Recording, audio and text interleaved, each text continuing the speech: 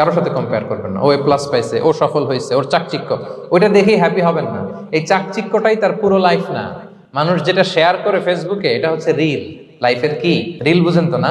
সবাই বুঝেন মাশাআল্লাহ। Highlighted reel. আপনি কি মনে করছেন এই যে রিলের মধ্যে যতটুকু দেখছেন এটা পুরোটাই ওর লাইফ? না রে ভাই, ওরও অনেক কষ্ট আছে, ওরও অনেক ব্যর্থতা আছে, ফেলিওর আছে, ওইটাও ঢেকে রাখে, ওটা তো প্রকাশ করে না।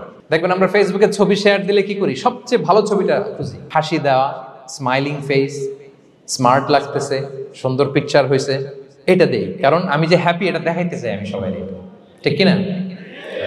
তার মানে আমার দুঃখের অংশটা তো আমি শেয়ার করি না। সো আপনি কারো চাকচিক্য দেখলে অবাক হবেন না, এটাই তার হোল লাইফ নয়। It's not the entire picture of his life. এটা হচ্ছে হাইলাইটেড রিল। এটা কি?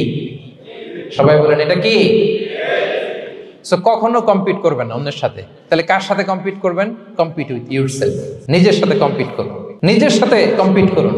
and try to be the better version of yourself in every single day. প্রতিদিন নিজেকে একটু একটু করে ডেভেলপ করার চেষ্টা করুন। and don't lose your confidence by comparing yourself with others. Dear brothers and sisters, কখনো নিজেকে অন্যের সাথে তুলনা করে আপনার কনফিডেন্স কমাবেন না।